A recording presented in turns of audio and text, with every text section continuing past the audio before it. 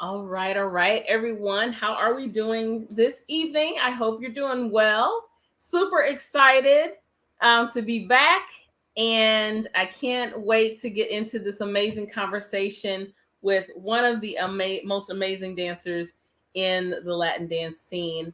But before we do that, I'm going to pull in Leah, and I'm hearing myself talk. I'm pulling Leah and Stacy because it's been a while and we got to catch up. So there they go. Hey, Hi, ladies. how are you doing? Oh, so well. It's so good to see your faces as always. Always, always. It's been a I long time. know. It It's has been a been. while. It's been a lot going on too. So, Mhm. Yeah. Oh, so but it's been so cool to see Stacy back out there. Oh I my know. girl. Living through Terrifying. you. Living through you. Okay. It's It was scary. so good seeing that. Oh, Yes. thank you. Thank you so It was. And you, Miss Leah, got Yes, some exciting stuff going on. my big news, man. She'll be here. So yeah, so I'll tell you all because I consider all y'all sister girls and sister boys, sister friends. She'll be here November 10th.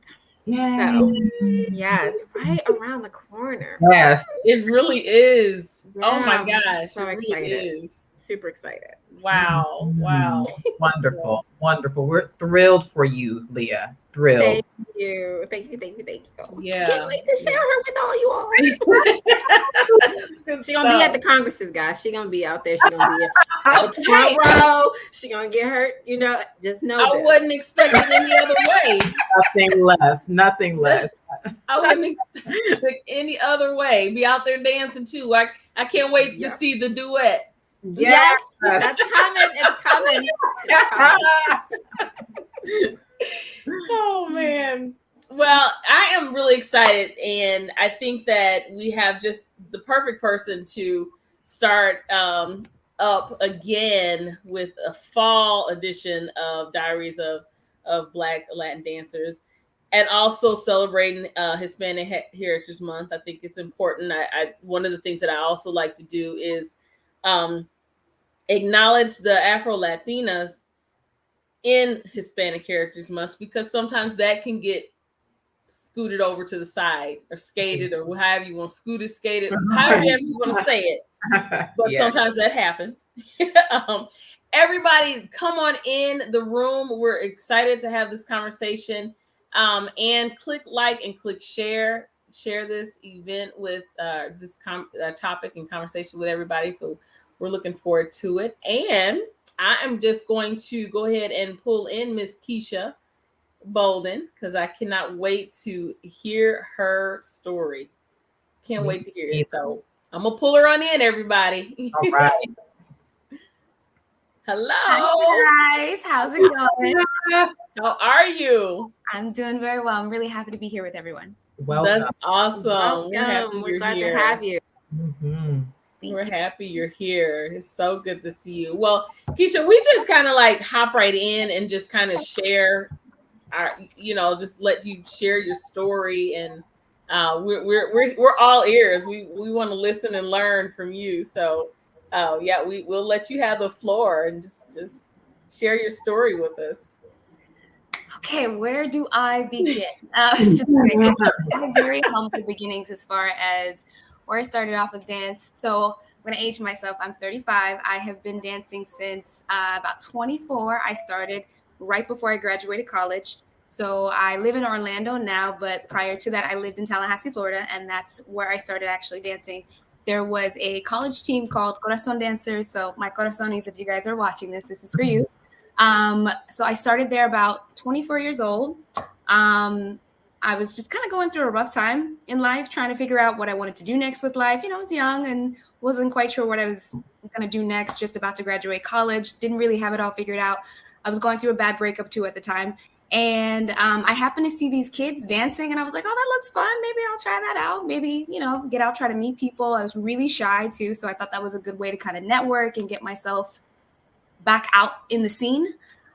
So I went to their local classes and completely fell in love. Fast forward, I would say I don't know, a few years into being with the college team, I decided that I wanted to take it a little bit more seriously. So then I was again networking in the scene, ran into a few professional dancers that wanted to create teams. So I started out on a professional bachata team. We worked together really well, and then we started traveling, doing competitions. We're actually world champions, which was fantastic. I became a world champion at the age of 30, which wasn't planning on doing it. Just a happy coincidence. It just worked out really well. And then after that, I was like, okay, I got the itch to do a little bit more. I love bachata, but I really want to, challenge myself to do something different. So from there, I transitioned into dancing on a professional salsa team, and that's who I'm with now, with Afro. So that's a short snippet of basically my dance journey over the last 11 years. But need to run into all of you lovely ladies. Actually, I don't think we've met in person, but Carmen, I know I've met you at a Congress. Stacey, I know I've met you at a Congress. Mm-hmm. Yep. Yeah. Absolutely. Carmen, you're muted. Yeah, I was just about to say, I think you're Here talking. So have you done any dancing before prior to that? No, I do not have a dance background. I think that surprises a lot of people. Depends. If my family's Caribbean, so there's always like music playing and we're dancing and juking in the streets and stuff like that, and carnival. So I got the rhythm in me. If that counts, okay, but nothing formal until I started training on a professional team. Wow, interesting. That does surprise me. I was gonna say I was gonna note that similarity because I feel like I didn't start. I might have started a few years before you, but being professional, like really taking it seriously, I think it was probably about 24 when I joined Discadaga. Okay. And so it's kind of like that thing where I always thought that was a beautiful thing about salsa is that it's not a genre where you had to have started at 5 Exactly. or 10 or something like that. Like you could start as a full fledged adult, give or take, and still have a beautiful career and still be able to really develop yourself as a dancer. So how has that been for you in terms of starting what some people would say later in life but then still having achieved all of these like accolades and these accomplishments? Definitely a struggle at first. There was a lot of insecurities. I did not realize how competitive the scene was going to be, especially for women and especially for women of color. That is, it shouldn't have taken me by surprise, but it really did. First off, not having any technical training and then joining a professional team, that really threw me for a loop. Learning, ballet and all these different things where it's like my teammates had already had that background. You're talking about people growing up, taking ballet, jazz, tap, all these different styles that I've seen before, but I wasn't exposed to. I hadn't taken any classes. Having to then jump to their level so quickly to then be able to kind of fake it till you make it and kind of look like them. That was really intimidating. Lots of insecurities there. And then on top of that, just struggling with my own identity as like a Black female dancer because there's not a lot of representation in the scene. You go to these socials or to these congresses and you see very little of us. And then when I started seeing like, Desiree Godsell, just all these different dancers, I was like, oh, okay, we're here. This is encouraging. This makes me want to continue doing this and keep fighting the good fight. But it on so many different levels, it was scary. It really was. Mm-hmm. Very much so. Mm-hmm. But were there any points or any? I know, Leah, we've talked about this, and I felt like this, but has there ever been a point where you wanted to give up because of those obstacles that you stepped into every time that you were out on the social dance floor, or even performing? Often, if I'm being really honest, especially right as 2020 hit, I don't think I had anywhere near as much motivation. My first time back was probably what happened with Stacey. My first time back to the studio and to the stage. OSC was my first time back to the stage after being off for over a year. And I felt the same sense of like, am I good enough? Can I get back out here and do this? Just all those old insecurities that I felt like that I had a handle on. And I was like, hyping myself up backstage. They all came rushing back. So yeah, I would say right before coming back, I was like, do I still want to do this? Do I still love this much? Do I still have it in me to perform? And then several times, quite a few lows in my career were just, when I was trying to figure out my transition between changing styles or changing teams, there were times where I really was like, do I still love this? Is this really still my passion? You just get frustrated with wanting change and not really seeing so much of it, and not really getting the support that you thought you had in the scene, and just feeling like, why am I still doing this? Mm-hmm. But I went back to my original reason, which was I love it for me. And that is what's continuing to like push me through. And just, like anyone else, I try to fight off the insecurities, the negative talk. Like I really just try to keep myself motivated. I have an awesome dance partner. And like we have our own little routine, like right before we get on stage, and we like dap each other up. And he's awesome. So that also really helps me to know that I have a really strong support system in my partner. Mm-hmm. And he's also a Black dancer too. I forgot about that. Oh, that's fantastic. That's even better. So we really vibe off of each other with that too. So he completely understands where I'm coming from. Yeah, that I was going to make the comment that I do feel like that looking at like, so, Carmen and I's experience early, back in the day, and kind of juxtaposing it with what you just said about having that partner that, having someone that, keeps you motivated, keeps you dapped up, keeps you like, okay, no, we're doing this, and remember why you're doing this, and you're awesome at this. I feel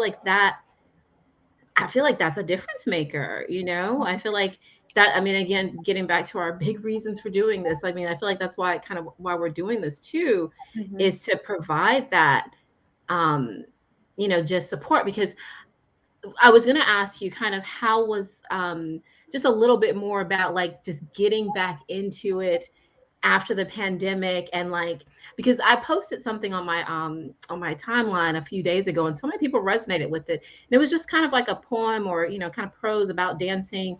Like if you were a dancer, you're always a dancer, but like these different things. And so many people commented about the difficulty of getting back into it, but then how much they miss it. And then us as Black women, we have that extra layer of like, oh my gosh, I feel like fighting this fight, so what was that process like? Because in a couple months, I'm going to be going through it myself. And we could ask Stacey about it too, because she got back on stage, and you got back on stage, both of you. And I know Carmen's, but see, Carmen, you've been consistent through the pandemic, because you've been teaching everything. Exactly. But kind of what mental questions and answers and soul searching did you have to do, or did you do any of it to say, you know what, I want to take this back on, and on this level? Great question. That's a really good question. Well, at the time, like prior to the pandemic, I was on multiple teams. So that was one of the things I reevaluated, was if I was going to continue to stretch myself in this way, because you also have to keep into context. I also work full time. I'm not a dancer that solely is dance is my living. So I work full time and I dance. And so I also had to take into consideration my workload really just exponentially jumped. I work for Amazon. So like it was just one of those companies where the pandemic actually really benefited Amazon. And I've been crazy busy working throughout the pandemic. So I had to take that into consideration on top of, okay, my work life is crazy. Do I want to jump right back into an equally crazy dance life? And can I manage all of these things? I took that into consideration, but I also had to really reevaluate my love of it, because I feel like the pandemic made me realize that I was taking on a lot more that I could chew. And I wasn't as in love with dance as I thought I was, because I didn't have the scene to distract me. I didn't have the music, the lights, and all these different things. And I really had to come back to the core of, is this really what I want? Is it time to transition and do something different? And I struggled. I went back and forth on that. If I'm being really honest, I'm still going back and forth on that decision. I love my team. I love what I do, but I think I'm just in a different stage in life. I'm also an older woman, I'm 35 now. So it's like my body can't do the things it did when I was 25. And one of my last shows, like I was injured. I have a knee injury, and I'm like, that's my body telling me, you don't have mega knees anymore, Miss Girl. It's time, might be time to do something different. So I took all that into consideration, my work life, just, if I was going to still continue to seriously pursue dance at a really, really high level, what would that look like in the future if I decided, maybe taking a step back? Okay, if I took a step back, what about this? What about switching styles? Maybe that would just kind of reinvigorate this dance passion that I had when I first started dancing. You know what I mean? When you first start dancing, it's like a drug. Right. I mean, I was hardcore at socials all the time. And a lot of people don't realize that when I lived in Tallahassee, I drove to Orlando to train with my professional team for almost 2 years every weekend. That's how dedicated I was. I was like, I'm going to get to the next level, and this is how you got to do it. Crazy. That's what you do when you're young. So I had to take all that into consideration and think about where I started versus where I was, and really try to balance out what I wanted to do next, what my future would look like. I decided I wanted to continue with a team because I love dance. I love what it does for me, as far as it still gives me a social outlet. It still allows me to tap into my femininity. It still allows me to explore this different side, as far as like tapping into other Black dancers, which is another outlet. It allows me to network, because I think most people that really know me personally think that I'm super social, and I am, because they know me personally, but I'm actually a little bit more introverted. I would say I'm an ambivert. So, it helps with so many different layers of my life that I was like, I think I should keep this around, because it still allows me to be social. It allows me to stay in good shape. It allows me to connect with people in a way that I wasn't before. I've met so many friends through dance, so I want to keep it. But it was a really difficult decision to come to, and just thinking about what I wanted to do next. I don't have that answered, honestly, but I'm just taking it one day at a time, and I guess I'll know when I know, right?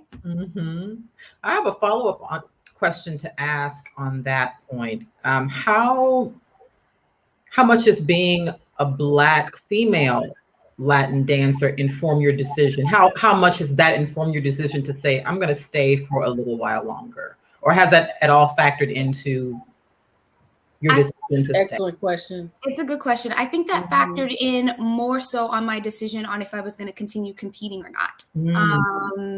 I decided I didn't want to continue competing. I felt like that world was not really friendly to Black dancers. And when I say that, it's one thing to do a show. It's another thing to go to competition where everyone has to look alike. And I'm sorry, if you're not on an all Black team, not everyone's going to look alike, which means I had to straighten my hair. I couldn't have stuff like this. I couldn't wear a fro. I could do those things, but it was like points would be taken off because you don't look polished, and all these other things that I was just like, that's not fair. This is who I am as a person. I shouldn't have to do all this crazy stuff to my hair and my body, and the struggle of finding tights to match your skin tone. It's so real. I don't want to wear orange tights. Honestly. I don't. And other people, like, you get it, but other people don't understand that. They're like, what's the big deal? What's the big deal to... I'll never forget the question I got when I was going to the competition, when we were talking about hair, which is such a big thing in the Black community, but especially you feel it as a female Black dancer. They're like, okay, well, why don't you just straighten your hair and just put track in, or whatever it is that you do, wear a wig. And I was just like, excuse me, what? And that really has turned me off quite a bit to wanting to compete. And it's overlapped sometimes, and even being on teams. Like, I have to do so much more to not stand out, but no matter what, I'm going to stand out. I'm not going to look like the next girl. Exactly. That was actually one of the questions I wanted to pose to you specifically, because I know you're one of the very few Black dancers that I see on stage or social dancing or videos rocking your natural hair. And I wondered how that has affected you, maybe internally affected you, but also maybe has stifled you in some ways as well. So you kind of talked about it from the competition standpoint. Yeah, more detail, because that's actually a great question. I don't think we talk about it enough. We've had lots of conversations, I think, in some of our own forums, as far as when we're discussing this with other Black people, but on this platform, this is a really good place to talk about the struggles of it. So I started out trying to wear my natural hair, social dancing, and I would get so many negative comments about, or people thinking that I was a pet or something, that either want to touch it. and then just being on the team dynamic, just kind of like, well, why can't you do this or why can't you do that? And it just made me feel like, okay, well, I already feel different, but why are you? They don't realize that they're actually putting me down when they make these little comments. They don't see it as being snarky or being condescending, but it really is when you're telling me that I need to do this in order to look like this because that is acceptable and what I'm doing is not. So yeah, I've had a really huge struggle with it. And it got to a point where I told my director point blank, I'm going to do whatever I want with my hair. I'm going to wear it like this, whether you like it or not. I'm not putting in the extension. I'm not perming it. I would flat iron my hair before shows and it wouldn't even matter because I have natural texture, and I have 4C hair. The minute exactly, I even thought about humidity, it was just poof, explode. Yeah. So there's no point in doing that. And I nearly went bald. I nearly ruined my hair straightening it just to fit in with this cookie cutter image of what a dancer is supposed to look like on these teams. And it got to a point where I was like, I don't care anymore. You don't like it? I don't have to dance for you. I'm gonna do whatever I want. And from a competition standpoint too, I wonder, knowing that I feel like on the outside, people they pedestalize the competition world, right? If you're a competitor, if you compete, and especially if you become a world champion, you are untouchable. You're like in the upper echelon of dance. You have ascended to the annals of Afro Latin dance because you've entered the competition world and you've been successful in that world. But I wonder, because you know that you naturally don't fit what they're looking for, how much has that affected the value of being a world champion? Like, does it hold the same value to you knowing that you really couldn't be Keisha Bolden on stage? You had to not really in some other way. You know what I mean? It really doesn't. And even when I think of it's taken away from that aspect, it's also even taken away from being able to say that I dance on a professional team. I feel really uncomfortable a lot of times saying I'm a professional dancer. I just say I dance for a professional team or, something to that effect, because it's really taken away from it for me personally. I don't feel like I got to do it in a way that was me. I had to conform and do all these different things to fit in, and it didn't feel like me, which is again, part of the reason why I was like, this isn't it. I can't compete anymore. Interesting. Were you going to say something, Carmen? Oh, still on mute and everything. Okay. No, I just was going to say what Lydia was saying, that this is speaking to her heart. That's just go ahead, Leah. I'm gonna chime in later. Well, I was just gonna say, so with the competition world, I can definitely see that. And then with your dancing on the professional team, I guess, have you decided, do you just wear your hair naturally however you want to wear it, and you've been doing that, and then what has the response been to that?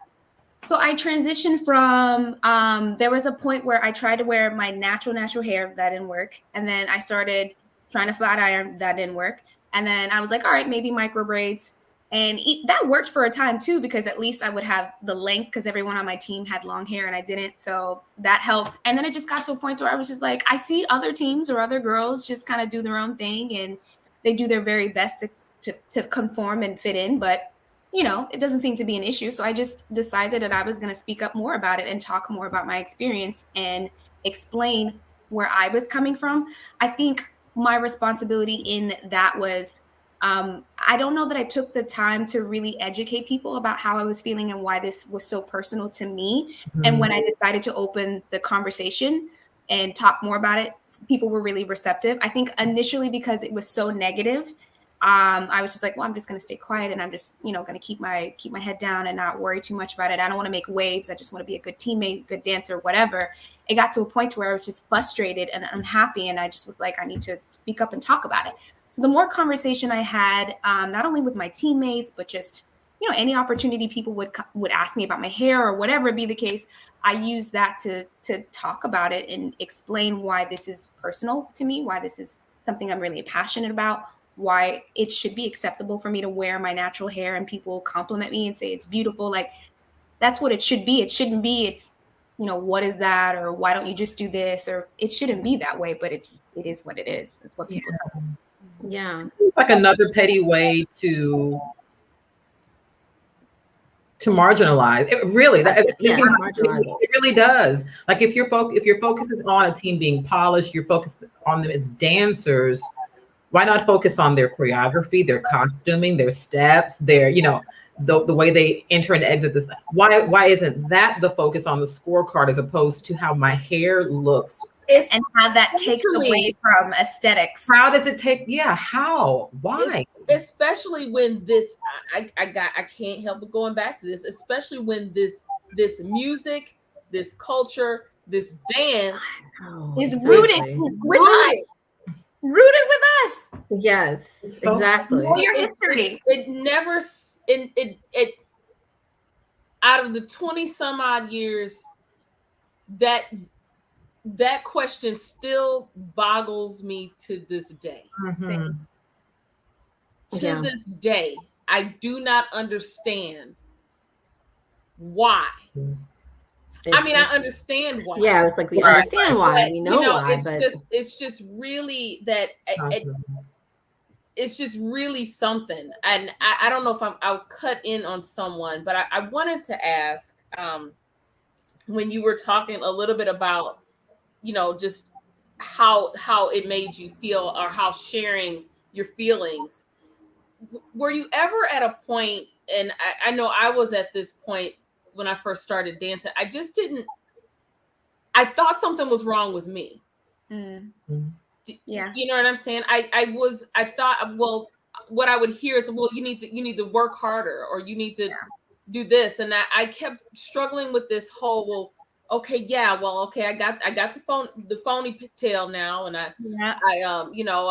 I'm working hard every day on my steps, and I can out count and outshine anybody. Yeah. So it was such a, for me, looking back, it was such a trying to figure out what was going on with me.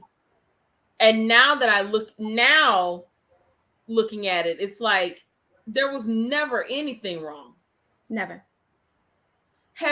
Did you was part of your reason for staying quiet was that you were in the process of figuring that out? Yep. Or okay. There was this constant internal battle I was struggling with. Do I assimilate and just this is what it is, this is the world that we live in, versus, all right, am I a rebel? Do I speak out? Do I talk about these experiences? Do I try to educate? And does that make me a black sheep? And am I okay with that? So I definitely did struggle with that. And it got to a point to where I was obsessing about being so good. I knew that I had to be the best of the best, because they're not automatically going to choose me. I walk into a social and people overlook me. They don't even recognize that I'm the pro in the room because I'm black. Mm-hmm. They don't, it's not until I start social dancing. I literally, every social I go to, I don't usually get asked. I will walk in and I start asking people, and then they're like, oh, you can dance. And then, you know what I usually get? Oh, are you Dominican? Are you Panamanian? Are you Cuban? It's never, how are you? Let's talk about your dance background. How did you get to this point? You have to have some sort of Latin in you to do that, right? Mm-hmm. Got to be some sort of Hispanic, right? So yeah, I got to a point to where I was obsessing about being the best dancer, so that you could never say anything less about me. They're like, okay, there's, she's worked hard to get to this point, but now I just don't care. Honestly, I just don't care. I want to get back to my original reason, which was just doing it because I loved it so much. I don't know if I'll ever get back to that crazy obsessive passion that I had. It's probably not healthy anyway. But I want to get back to being more in love with it and it being more harmonious versus the struggle of, do I want to do this? Yeah, I want to do this. Maybe not. Who knows? And kind of circling back from what Stacey spoke of a little earlier, as far as, at this stage or this point in life, I know I'm saying again, just for myself, I always looked at where I was stretching myself or trying to make sure that I'm covering every part of this the spectrum to not necessarily fit in, but just to say, hey, there's a presence there. How has that been, I guess, from even this point on, or even maybe a couple years back? How has that been? How difficult have the decisions been for that? I don't know if I'm fully following you. Can you repeat the question? Yeah, it just how difficult has the journey of that, spreading yourself too thin and making the decisions for your dance path. How difficult has that been for you? I would say the decisions haven't been. I can't say that the decisions themselves have been super difficult. I mean, they're definitely stressful. I think the relationships or the people part of it is where it gets a little bit more difficult, like the interactions with teammates or people in the scene. That's where it gets difficult. But as far as like knowing my passion and what I love, that hasn't been hard. What's been hard is like finding the motivation within myself or in these different aha moments that I have to then use that to refuel myself to keep going. Because at some point, especially when your career kind of peaks as quickly as mine did, where do you go next? Like, what's next for me? I didn't anticipate getting on a team. I didn't anticipate being, I didn't plan competing. If you ask anyone, they'll tell you I didn't want to do it. If you ask anyone, I didn't want to perform either. I did it to be a better dancer because everybody told me that's the route that you have to take. You got to get on a team. You got to perform. You got to continue pushing your limits. And I did all that and still wasn't satisfied. I wasn't satisfied with being a world champion. I felt like I had lost the whole purpose of why I started dancing because I just kept doing all these things that I thought were the right thing, but really weren't what I wanted. Oh, that's good. I'm looking at Rachel's response here, where she talked about it's hard to speak of how. Absolutely. Totally agree with this. Yeah. Yep. Totally agree with that statement. Yeah. It's almost with not just with dance, but just overall with other things. Everything in the world. That's why 2020 was so important with Black Lives Matters movement, all of that. I think where as a society, as Black people, we're used to making ourselves small so that we don't make waves, so we don't cause an issue for everybody else. But that's also a problem because people don't hear our stories. They don't hear our struggles. They don't understand why we are the way that we are. It's educational. I'm glad that I've had this opportunity to talk to people, to share my story, because they'll know they're not alone. This other Black girl thinking that she can't do this, she can't get to the level that I've gotten to, you absolutely can. Absolutely. So I know I had a question about kind of your and that's another comment. Hard to speak up in daily work. Oh yeah, just across the board. Yeah. And just to that, and that feeling. I mean, and I know that Carmen and I have talked about it a lot. Just that feeling of you being. Are you being extra? Are you being, too much? Are you being the disruptive Black girl that always has to have, You're the one with the attitude. You're the one always with the problem. I absolutely feel like that's what people pigeonhole me to be. Anytime I speak up. You're difficult. You're all these things. You're aggressive. I'm like, I'm assertive. Like, you know what I mean? I'm not aggressive. So that's exactly what gets thrown your way. You get a bad rap. Now, so this is taking me in a different direction than I was going to ask at first. Do you feel that or what is your feeling that stigma, how has that stigma affected your opportunities, or has it, that stigma of like, okay, well, here comes Keisha Keisha got something else to say. Because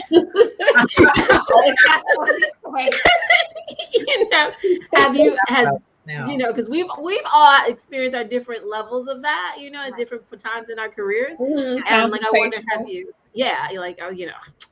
what you got to say now, that kind of thing. Like, Have you experienced that? And how is that? Do you feel like that's affected your career? I definitely have, outside of dance, I've definitely experienced that in my work environment.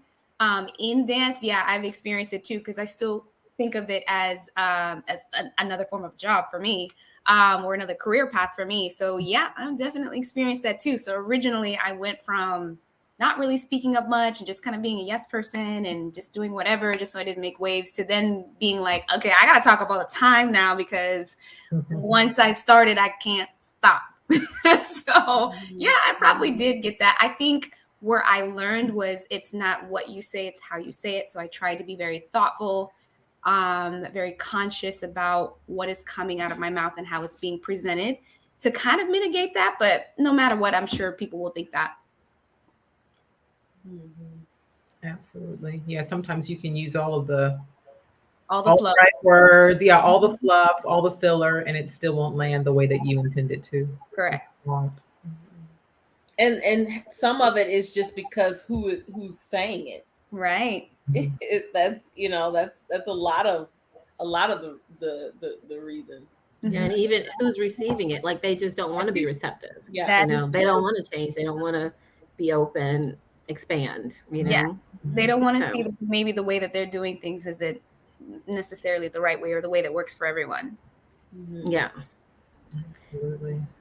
So well, I have a follow-up question, and this may be difficult to answer because you said that, and it's so I don't know if any of us on the panel have gone into Latin dance saying, I want to be on the stage, I want to travel, I don't know if any of us can say that we entered the scene with that end goal in mind. No, I didn't, but how, like, where do you, COVID has really, like, it's changed our world, but it's changed the scene tremendously. Big time. Oh my gosh, it's amazing how much it's changed the dance scene, and it's amazing how much it's changed individual dancers in terms of where they see their trajectory going. Yeah. I think a lot of us don't necessarily plan a trajectory. Dance just kind of takes us where it takes us, and we either go with the flow or we don't.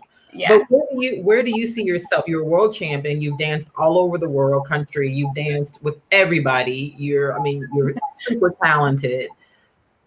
You've kind of checked a lot of boxes. So what other dance goals, if any, do you have that you'd like to accomplish at this point? This is a little funny one, but I don't have open hips. I'd like to have a middle split in life at some point. So that's a personal goal. Aside from that, I feel like you're right. I have checked off a lot of boxes. I've traveled. I've been on stage, even though I really don't enjoy performing. I really don't. It makes me really nervous. And the part of the reason that I do it is I love the team dynamic. I love the training. I love choreography. But I don't really like being on stage anymore. And I can't say that I ever have, honestly. But especially lately, I think that big break really messed me up big time. Because now you have to rebuild all that back up to then be confident enough to get back on stage, and people aren't kind. They're like, what were you doing during 2020? You have all this time. You didn't train. You didn't get more flexible. You didn't lose weight.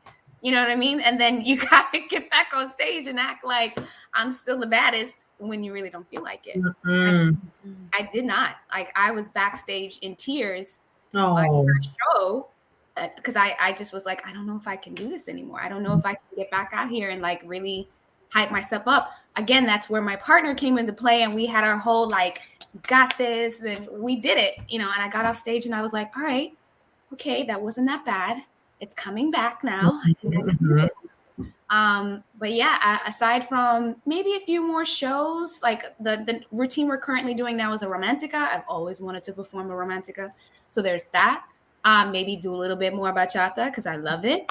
I'm totally open to trying different styles. Zouk is popping right now. I would like to get into that. Maybe I've dabbled a little bit in kizomba, so maybe stuff like that. I think for me, it's about trying to fall in love with it again, dance again, and trying out the different styles and traveling more. I think I got to get out of the US. I would love to go over to Europe and see what Terry and Cecile are doing. You know what I mean? Like, I need to go check them out. I think that will really change the way that I look at dance or movement in general. So those are kind of, I think, my next steps. And I think at some point I'll probably segue out of performing. I would still like to be connected somehow with, I feel like I'll never stop dancing. Does that sound strange? Like, I don't ever want to stop. Not at all. Not at all. I would love to continue being a student, but I just don't know at what level. I probably am not going to be trying to grind as crazy as I was before, but that's most likely what the segue will be. I'll probably stop performing. I may or may not continue to train with a team and then go back to just traveling, Congress hopping, and just, I want to be one of those OGs that's sitting back watching. Say OGs. Yeah. I want to, walk into the scene and they're like, oh my God, that's Keisha. Yeah. From 20 years ago. That'd be awesome. Yeah. Now, you don't teach, Keisha, do you? I do. I did teach in Tallahassee. I taught a lady styling team. I managed a couple dance teams there. And I teach on my team now. I teach technique. I teach flexibility. I do lots of stretching, yoga with them. But I don't teach like a regular class. No. Do you see that in your future? Nah. And do you see any work independent from a team in the future? And if not, why not? I would definitely do projects for sure. I love when people reach out and ask me about doing collabs and things of that nature. I think I would teach like privates. People have reached out for privates. I would definitely do that. I don't know about group classes because, again, that still makes me really nervous. But I'm definitely good more one-on-one and privates and things of that nature, or like smaller group settings. Maybe I'll be like a motivational dance speaker or something. Talk about my dance battles and my war stories with dance, and just like keep people motivated. Like, you can do this. You can do that double turn. Absolutely. Who knows? Very good. So, Mike Bellows says that he hasn't had a dance with you, so you're gonna have to phone him. You're in Orlando, come find me. Absolutely. And then Desiree said she's really Hey, Desiree. Hey, lady. For this discussion. And I'm gonna circle back to Mike because he has a very interesting question. And he said it's off topic, but I don't think it necessarily is. He has any of us ever thought about getting into Latin hustle, and I actually have. I love hustle. East Coast, West Coast. Yeah, I love watching it. So my goal is to, for sure. I love it. I absolutely love it. It's just not something that I see in Orlando. I think it's really big in New York, but I haven't really experienced it anywhere else. But I would absolutely be down for that if anybody knows of hustle. Mike, you want to do something? Let us know. I'm saying, you want to work with all of us over here, Mike? Get us right, Mike. Come on, do it. I'm always open to like trying different dance styles. I think it builds onto your repertoire. So I'm down for that. I wanted to ask you a question about that. Because especially when you said you kind of started with bachata, right, and then transitioned into salsa, and I'll be honest, I mean, I love learning other different dance styles, but I probably less as I've gotten older. But back in the day, I was absolutely a purist. I was like, salsa, that's my thing. It's salsa on two. I'll dance other. I'll dance salsa on one. I mean, Cuban style, but. If you want to really see me like be in the clouds, it's some salsa on two, and that's where I'm gonna be jamming. Yeah. So it's real. It's very cool, and I think it's probably like and this is kind of maybe what you can muse about. But it is an aspect of growth where you begin to really appreciate. And I know for myself, when I began to appreciate other styles, it was really about what was happening in my body and using my body in different ways, and how it was like, just encouraging like growth in that way and expansion in that way. Now, I mean, still, I'm gonna jam out to some salsa on two probably most, freely than anything else. But the other genres, it was really just about how it expands, like how it's expansive for my body. Just like kind of taking it to that dance level, So can you talk about that for you? Because it sounds like you just enjoy all the styles. I mean, were you ever a purist in any style? Like, I just love this and this is all I'm gonna do. Yeah. So when I first started dancing, the college team was on one, and I was like, I'm never going anywhere else. At that point, all I knew was on one salsa. So I was like, this is it. I hadn't even been exposed to all these different styles when I went to my first congress that we performed at, and I was like, what are all these people dancing and why are they wrong? And realizing people were dancing guys would like just start flipping me. They'd just start dancing with me on two. Wouldn't even ask. Usually they'll come up and they're like on one or on two. And I didn't know that. So they just started dancing with me on two. And I'm like, you're wrong. What are you doing? And then somebody broke it down and like explained the different histories and the music. And then at that point, I started seeing everything else. Bachata. Oh, I got my number one. I don't think people realize this about me, but my number one is cha-cha. Like some good old boogaloo. That's me right there. And you don't hear it talked about enough. And you don't hear it played enough. But that's home. Like, I will groove out to some cha-cha any day. I would say cha-cha is my number one. After that, now salsa on two. Now I'm never going back to on one. Sorry, I don't mean to offend any on one dancers, but mambo is like this for me. And then I would say mambo is probably tied with bachata, specifically modern or sensual bachata. Nothing against traditional, but I like my body rolls and I like to feel connected to people, which is, I think, is why I really enjoy the other styles. Because for me, I can connect it back to some sort of technique or something that they do in these different genres. And I'm like, oh, I could use that here. Or especially when you're thinking choreography, you can do so much more with choreography, the different styles, I'm now trained in ballet. I'm now trained in, like, I've taken tango. I've taken like so many different ballroom styles, all these different things that like just build up and make more sense when I'm doing complicated turns or turn patterns or whatever be the case. So I think it's really important as a dancer to expose yourself to these different styles and not just be regimented in just one. Sure, you could focus and like hone your skills so that you're a boss salsa dancer or you're a really dope bachata dancer, but you should absolutely be open to learning different things because it's just going to make you grow, especially like the quicker you pick up on things. I remember when I first started, I couldn't pick up on choreography or shines to save my life. Now I can see something and it makes sense, or I can relate it to something else that I've seen or done and it makes sense for my body. Right. You crossed your I loved your answer. Yeah.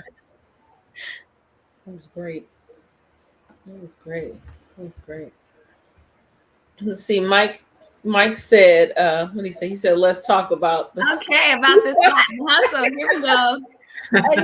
He says an interesting statement. He said it's a very open community. I'm interested to learn more about that. Me too. Yeah.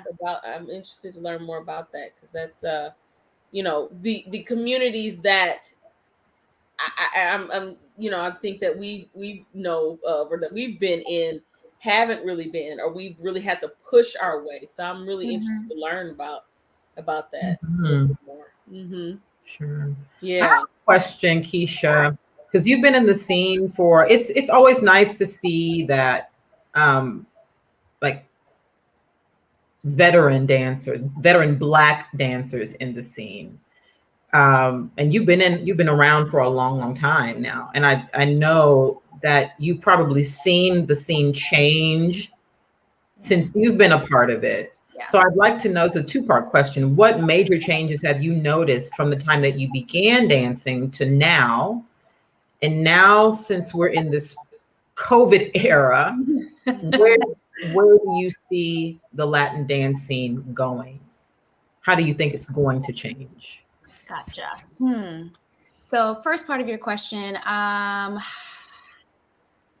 I think that where I've seen a lot of change, particularly negative change, I've been seeing the scene grow more sexualized, I want to say. And especially I think A lot of the experiences that I have had, I think I've been fetishized a lot. When people figure out that I'm not Latino and I'm Black and they kind of want to try it out, let me get a little taste. I've definitely experienced that a lot. It's uncomfortable too. I would say that I don't know. I think I've seen a lot of movement as far as a lot of people in and out. I don't see quite as many veterans come out anymore. And I think it would be really interesting to talk to some of them to figure out why they no longer decide to do it. I think everyone has their own choices or personal reasons as to why they exit the scene. But specifically other Black dancers, I wonder if they were feeling a lot of the frustrations that we've voiced, and maybe just didn't see a lot of the representation or just didn't feel as though they belonged. I think that people are becoming more open to what we're talking about, especially with all the conversation and this platform that we have. So yeah, I would say those are probably some of the major changes that I've seen. I think that I'm seeing more Black dancers for sure. I think that's a positive trend. That makes me really happy, especially when I'm sitting in an audience and I'm seeing another Black girl on stage killing it. I'm like, yes, ma'am. That's what I like to see. I don't know. We're here, like we're here. We're not in the shadows anymore. And that feels really good. As far as where I think it might be going, I don't know. I think COVID definitely did a number. Not in Florida, because people don't care in Florida. Like the scene didn't really change at all. Right. Socials have been going. People are partying it up here. So I haven't really seen much change in Florida, if I'm being honest, as far as the scene goes. I think, you have this battle of people trying to be conscious of what's happening with COVID and being respectful versus the people that don't care. I think we're all seeing that, though.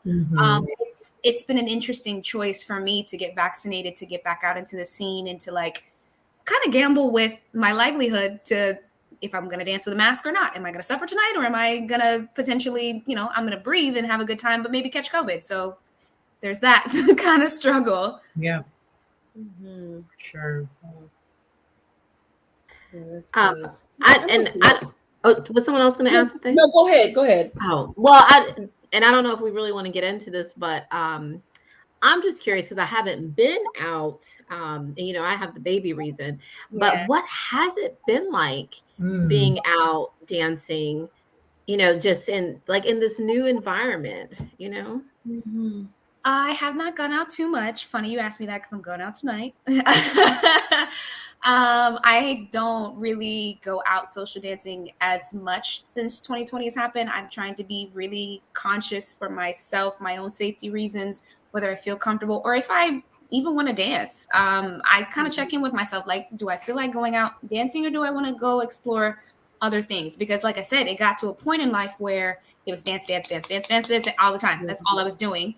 And I realized that all the other things that I love to do, all the other hobbies were pushed to the wayside. I used to play piano. I used to write. I used to sing. I used to practice Spanish. I used to do all these other things that I don't do anymore. I don't hang out with certain friend groups. If you're not a dancer and you're not a dance friend, you probably ain't going to see me. So I'm trying to, I took 2020 as an opportunity to go back to my roots and explore all the things that I love, not just dance. So, get back into music, get back into really, really building connections with friends, because I think dance took up a lot of my time that I didn't get an opportunity to be with friends or family because I was constantly traveling. So 2020 allowed me to slow down.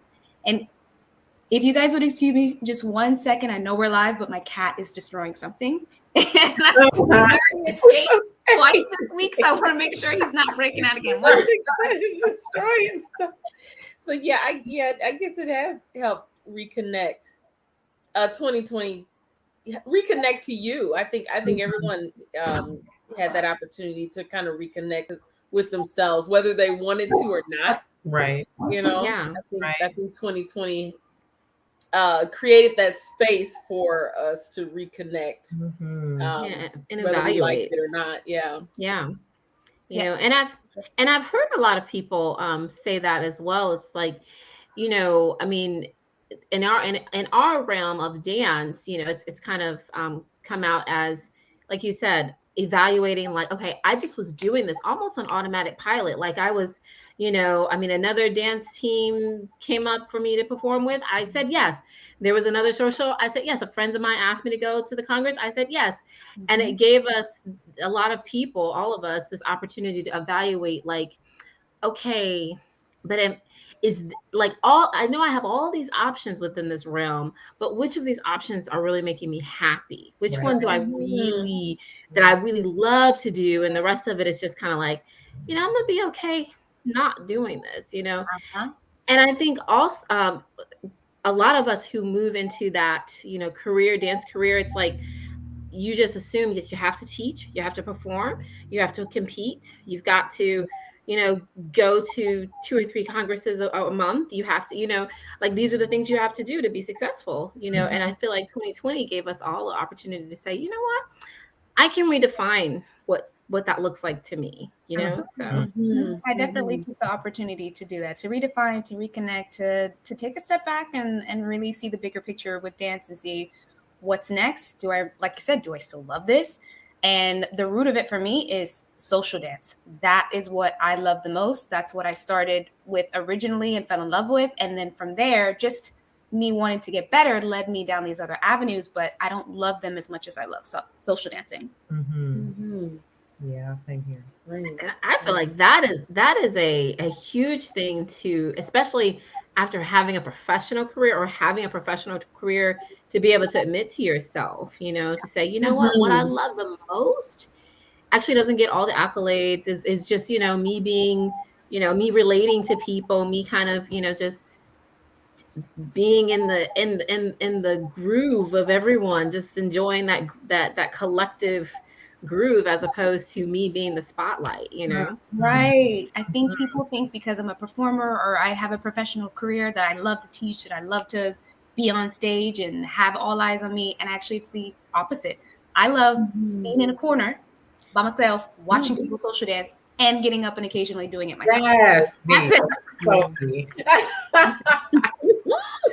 Yeah, and I mean, I just think it's amazing to be able to have that level of awareness. Yes, and then to outwardly admit it, because like you said, people begin to expect certain things of you, just because of what you've attained. Yeah, and that actually doesn't feel good. That speaks to what I was talking about as far as like my first time going back on stage, that pressure and that expectation. I got off stage and someone said to me, I don't think you pointed your toes that hard. And I was like, geez, did you think to ask me, like, did you even know I was injured? Did you know that I literally had a mental breakdown backstage? Like, there is that expectation. You know what I'm saying? So I don't like how that feels, because I want to live up to my own expectations, not everyone else's. But that's the risk that you run when you start putting yourself out there to be a performer, to be an artist. Everyone's got an opinion.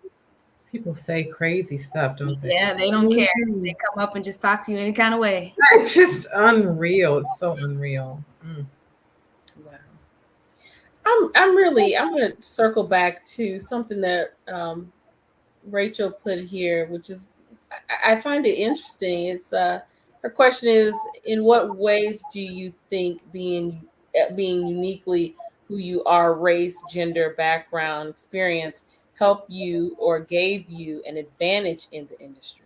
That's an interesting. That's a good question. I think I think personality is probably what gave me the advantage. I am naturally, my mom will probably tell you that I'm bossy, but I think I like to use the term assertive. I have always been the type of personality that I'm a go-getter. If you say I can't do something, I'm going to prove you wrong, or I'm going to bet on myself. No matter what, like, I'm going to get it done. So I think when I recognized that I had this passion for dance, I wasn't going to let anyone stop me. Did I have my moments where I felt like I either failed or wasn't my best or maybe wanted to give up? I had tons of those moments, but then I just remembered, like, this is what you love to do. This is what you said you were going to do. So you're going to get back up and you're going to do it. So I think that for me, just my personality's sake, is the reason why I've been successful. I kind of was like, I'm going to throw myself in and I'm going to be fearless. even though I'm not feeling quite fearless all the time, but I'm just going to do it and just do my very best. Even if it wasn't my best show, now as a dancer, I'm like, all right, wasn't a perfect show. On to the next one. Whereas before, I would obsess so much about these different things. So I think me being the go-getter, but also being really resilient as a person has helped me be successful in this industry. Mm-hmm. You have to be. Yeah. There's no ifs, ands, or buts about it. Yeah, because that's hard for an ambivert, right? If your natural inclination is to be like in the corner, no spotlight, but you know that if you know that there's a goal that you want to achieve, and that introvert life is not going to serve, it's not going to serve you. You gotta go. You have to be a go-getter. You have to be resilient because you're going to be told no. Yes. A lot. You're going to be told you're not good enough a lot. There's always going to be criticism. They tell you don't look, you don't have the time. Yeah, so you have to shed that off and say, you know, if this is what I want to do, this is how I have to behave. And then of course, when you're Black, like we mentioned earlier, it comes across sometimes a certain way. It does, unfortunately. Yeah. But, you know. And you know, when I was reading her question, I also look at it in the sense of an advantage in the industry, a personal advantage in the industry. And what I mean by that, because sometimes when you think about advantages, there's a lot of people in our industry who, I mean, they didn't took 3-4 classes and now they on somebody's stage and they teaching Carmen and traveling all across the world. We've seen that on several. So that's an advantage. It sure is. And I think some people, you know, they, like you said, they watch a few YouTubers and, you know, they got it down. They created this new style or whatever they want to call themselves. They're ready. Yeah, there's some people out there, but I definitely didn't look at it from that perspective. Like when I say I was not seeking the spotlight, I really was not. I really just I wanted to be a good social dancer. That's it. I wanted to be a good follow. Yeah. Mm-hmm. Very interesting point. Very interesting point. I always like to know who motivates you. And it can be dancers in the scene, or it could be dancers in another genre, or it could be someone totally unrelated to dance. Who affects and informs the way that you move, the way you dance, the way you present yourself. As an aside, I have to give you props because, as you mentioned earlier, the scene is, I think it's always been sexualized, but it's almost hyper-sexualized with the advent of sensual bachata and other forms of dance. And I have to give you props for I've never seen that from you. Like it's always been like sophistication, grace, class. Thank you. Like, I love that about you, and it's just beautiful to see. It's beautiful to see that represented as opposed to the things you often see in the Latin dance, especially on stage. Like, you're beautiful on stage. So I wonder who is that, just intrinsically you, and I'm sure it is, because that's just it naturally emanates from you. But in terms of the way that you dance and move, who's inspired you? Who's mentored you? I think when I first started dancing, primarily the images that you see are Latinas. So I think my very first, and like still is a big inspiration for me, is Carol Flores, Grisel Ponce, which I don't think we see much of her. Melissa Rosado. Yeah, she's back in the scene now. I haven't seen Melissa Rosado in a while, but those were people that I remember when I first started dancing, how popular they were back then. But now, especially when I think of like representation, for me, like I absolutely love Desiree Godsell. I love Melanie Castillo, because my style of dance has also changed. When I first started dancing, I was all about like, you know, you have to have like the pretty hands and the pretty arms and stuff like that. But now I like to groove. I like dancers that groove on stage. And I feel like, you know, like I said, Melanie Castillo, she's a groover, Desiree Godsell, and they dance on a team together, funnily enough. So they're just like really groovy, really fun personalities, and they just have such a good time. And I love their teaching style. But also when I'm thinking of like other really hardcore like mambo people, Denise, like Ernesto and Denise. Denise is probably one of my absolute favorites, hands down. But because it translates both on stage, but also social dancing. She's a beast performer, but you also see her kill it socially, which Right. a lot of times doesn't happen. You'll see a performer and you think she's going to be a great social dancer, and she's not, or vice versa. She's a great social dancer, not a good performer. Right. Right. So yeah, I think I tend to vibe towards more well-rounded, more groovy, more fun, kind of chiller dancers. Very good. That's good stuff. Good Was stuff. that with because those dancers are all salsa mambo dancers. Even back in the day, were there any bachata people that you really Let me see. I'm trying to think. especially because you love sensual, but then you do sensual in such a way that never looks overly sexualized or that has a lot to do with my director at the time. The way that he choreographed and the way that he taught that women should be women and we should be beautiful and we can be sensual but not necessarily overly sexual. So I think a lot of it had to do with the way that Say that again. that women can be sensual but not sexual. Carmen said rewind. I don't know that people understand the difference. So when I think of sensual bachata, I think of exactly that. I think sensual, not sexual, and I think people use that all the time. So yeah, I would say, I mean, kind of the main ones like Daniel and Desiree. I think Desiree is a dope dancer. Who else? Letitia and Gabrielle. I don't even know if you like know some of these names, but they're mostly like the Europeans have the sensual bachata down. Oh yes, they do. Oh yes, they do. Yeah, I'm gonna tell a quick story. This is kind of funny. I don't know if this was the last St. Louis Congress or not, but my little nephew, okay, he was sitting in the front row, and one of the teams had on something. The girls had on something. Uh-oh. And I'm like, I think I know where she's going. They did some little move or whatnot, and then they ended the routine. And as they were walking off the stage, he had to been like 3. He went. He just pointed, I guess looked at there, and I'm like, oh Lord Jesus! It's like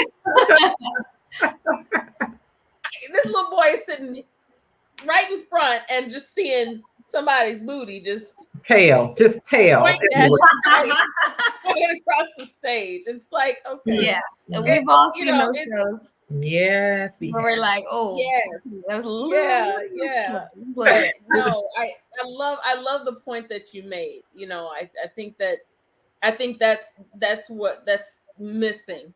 And I believe that's why we've gotten to a point where it's overextended with the sexualization, and the abuse. Absolutely, yeah. Just tell Deshaun. Hey, Deshaun. Hey, Deshaun. That's my boo.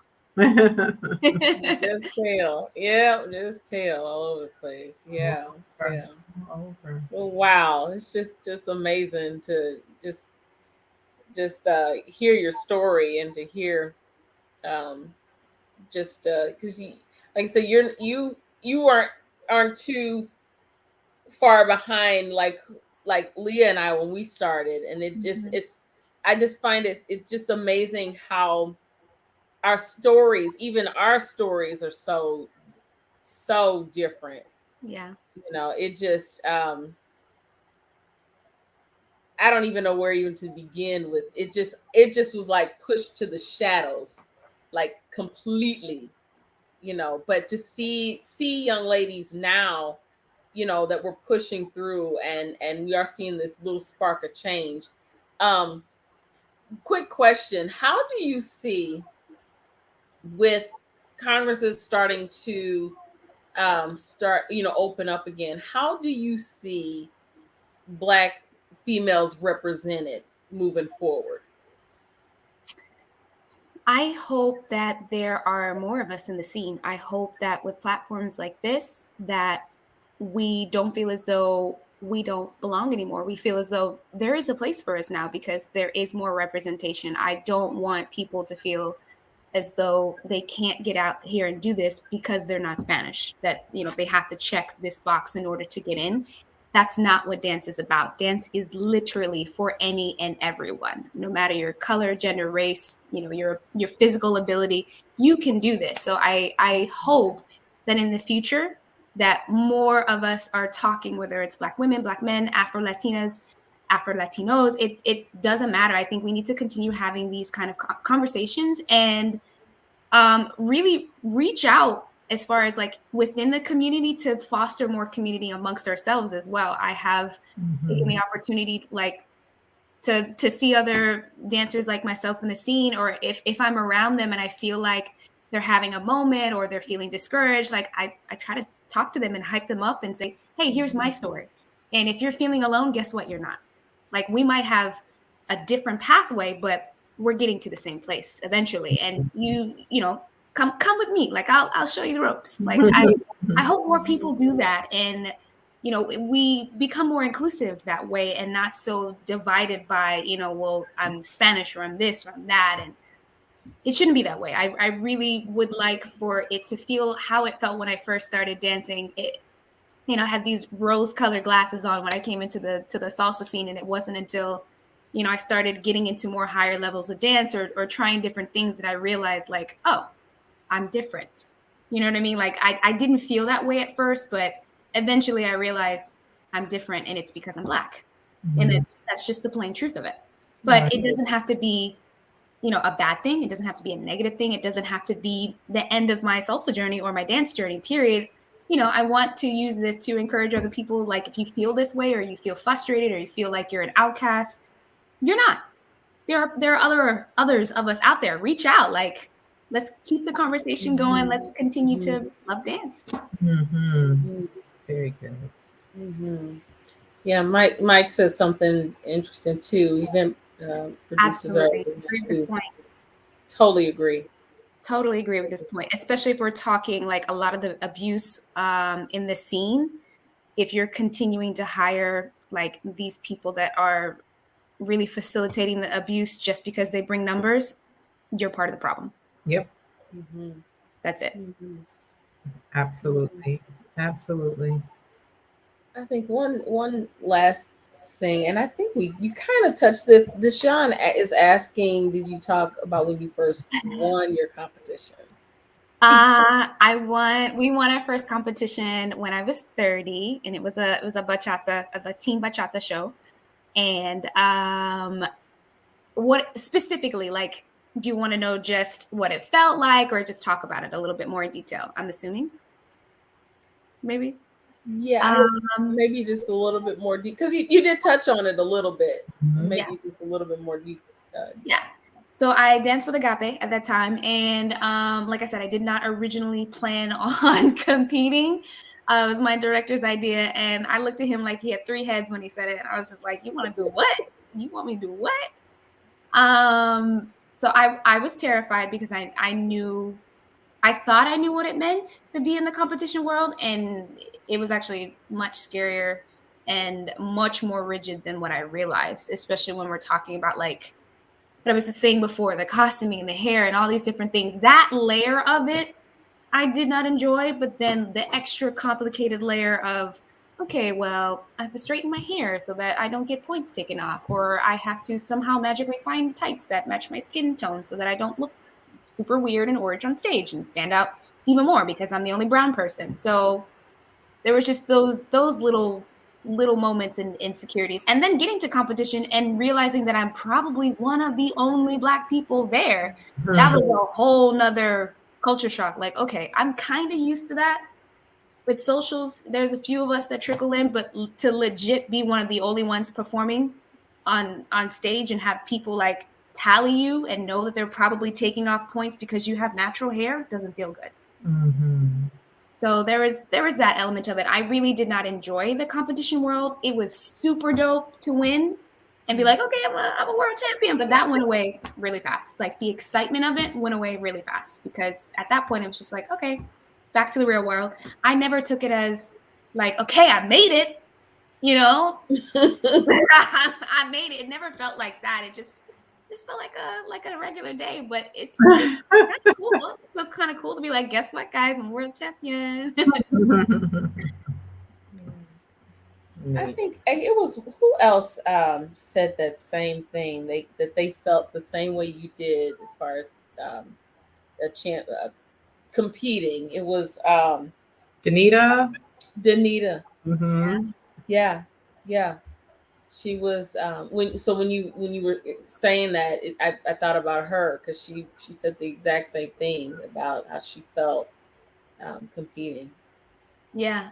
You feel even more alone than what you normally would in like a congress or a social scene. Like you're very, very much isolated. There's little to no representation of women of color or just Black dancers in general. And when you see it and they're amazing, it's like, wow. But a lot of times when I do see someone brown, they're still like, it's usually Afro Latino or just a darker colored, darker complected, Latino person. So somebody from Dominican Republic or something to that effect. So, you think that they're Black and you're like, oh my goodness. And then I hear them speak Spanish and I'm like, oh, never mind. Just kidding. It is just me. The one of the interesting things that came out of the whole In the Heights Yeah, good couple I guess months ago was that the Afro Latinas hey there, look and check it. Okay, bye. She just wanted to come get her 2 seconds of shine. Right. That the Afro Latinas were feeling a little bit of the same weight. You know, a little bit. Just, I mean, that sparked a conversation that I've always seen there. Yeah. But I think the movie helped bring that out, and people started talking about it, especially Afro Latinas and Latinos started talking about it a little bit more. Yeah. I've always. No, go ahead. What were you saying? I was going to say, it's funny you mentioned that. I had a similar conversation with a friend of mine who is, she's Dominican, and we were talking about how she watched the movie and how she like really resonated with it, but also how she felt like her experience, she considers herself Black, but then at the same time, like Black people alienate her. Even though she looks like us, she's about my skin color. She looks like me. Her hair's like mine. And so she's like, I remember growing up or even being in the scene recently where I don't know where I belong because I'm in both worlds. I look like you. I can hang with you. But then at some point you're like, well, you're not Black. So then I try to go over to the Latino side and they're like, okay, well, you look too much like the Black people or you act too much like the Black people. So where do I fit in? And I think that movie really like brought that out in a lot of people. Yeah.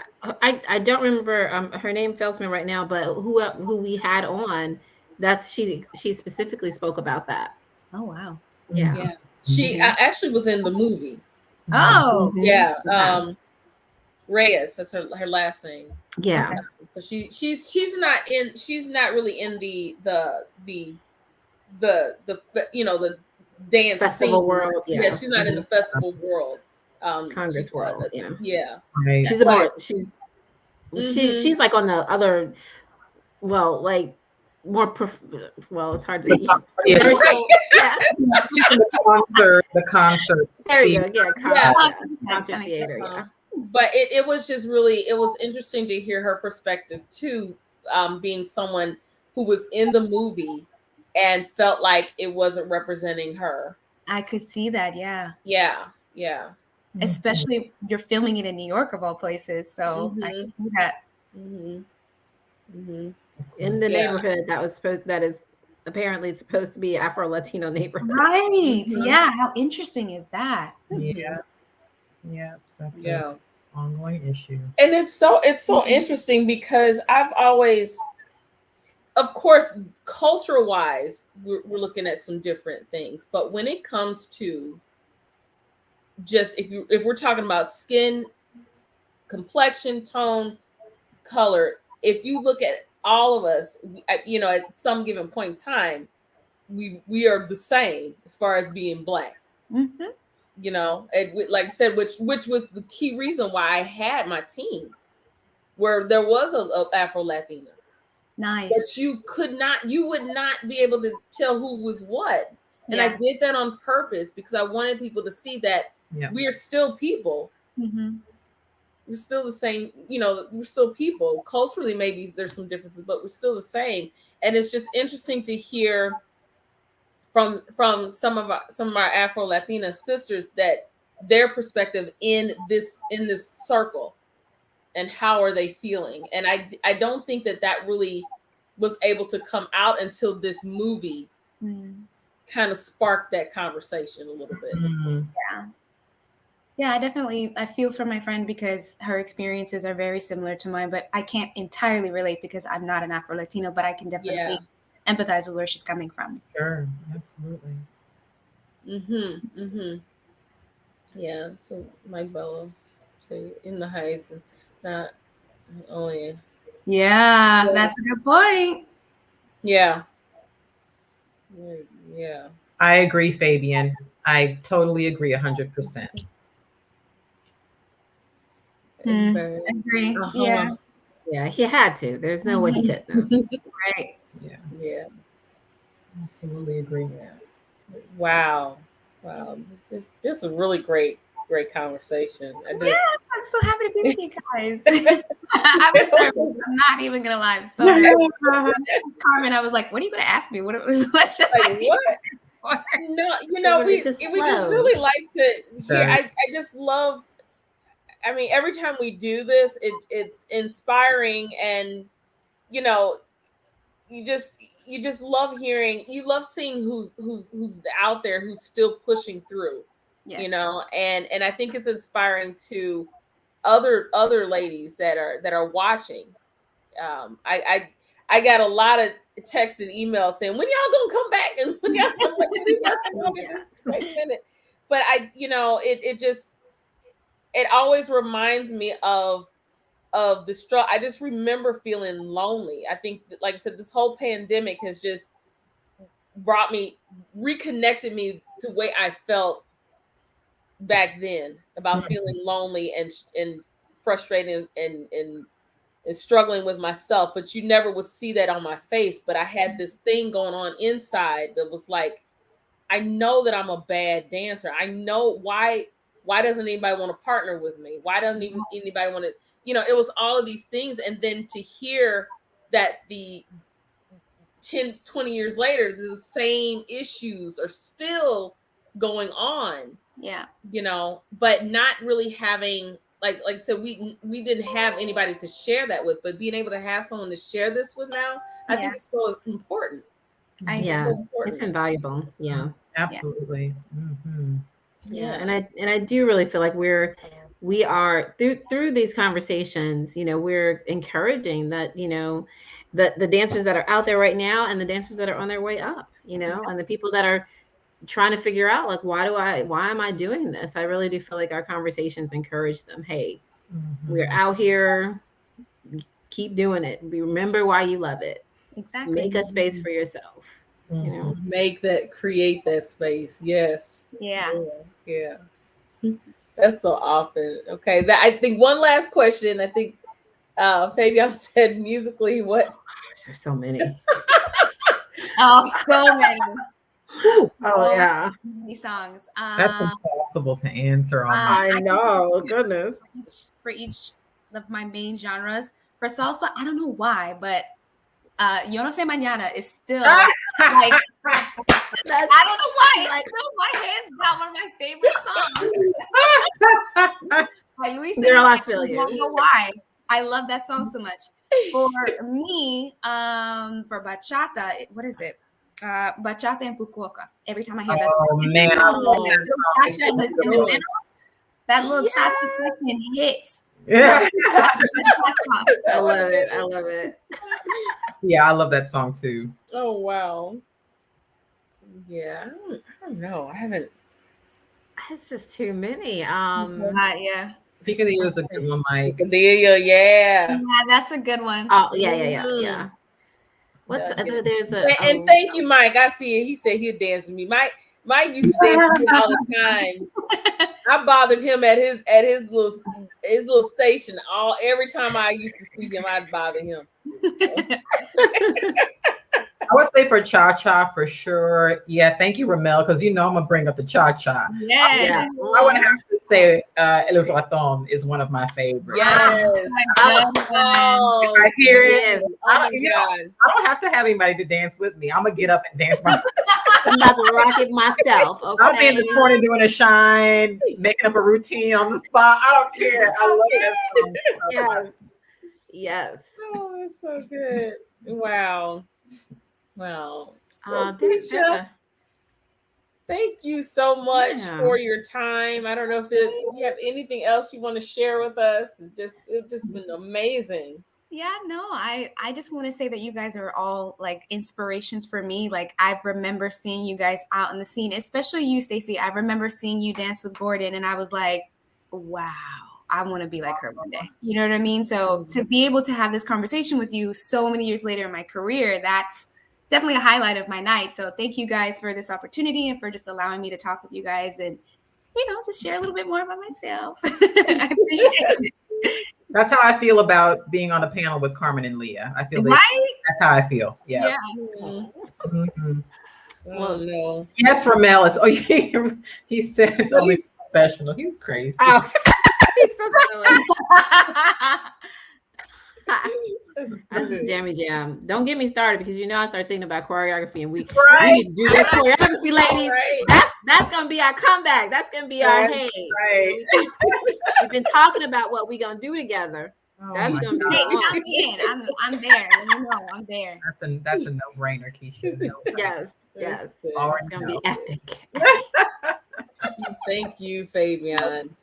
Yes, and Keisha, have fun tonight. Going out, fun vicariously through you. I know, because I'm not going anywhere. So have a ball. I know. We'll text you later. How was it? I know. How was it?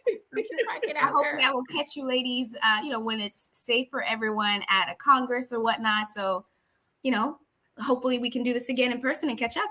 Oh, that'd be awesome. That would be fabulous. Mm-hmm. Yeah. All right. Well, thanks again and enjoy your evening. Thank you. You ladies.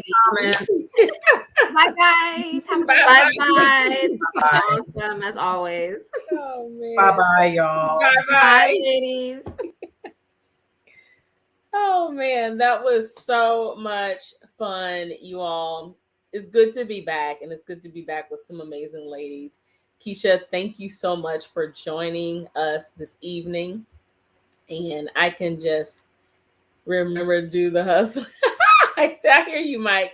Mike, we'll have to talk. I'm good for posting up with you and chatting. So we definitely have to do that. But thank you for always supporting our live, Mike, because it's been great. We want to thank you so much, Ramel, Fabian, Deshaun. Thank you all for just supporting this live. Rachel, thank you for your questions and comments. So we're just really super. And Lydia, thank you for just being on and supporting this. So we're gonna keep moving forward and just enjoy the conversation and enjoy what we're doing. I do want to share one thing. Let me see if I can pull it up. I don't know if I can or not. I think I will. Yes. The St. Louis International Salsa Congress is not going down this year again. We're not like Florida. That does a whole lot. But St. Louis is just, we're just kind of getting things slowly in order. And I do feel like this year just wasn't the best time to do it again. But we will have the Congress in October of 2022. So a year from now. Be on the lookout for that. And those two very special people that you see will be here because they are on that list. So be on the lookout for more information about that. And also be on the lookout for information on the next time that we do um, the Diaries of Black Dancers. So, yeah, it's just really, really great. So, everyone, have a wonderful, wonderful evening. Be blessed, be safe, enjoy dancing, and we'll talk to you real soon. Alrighty, bye bye.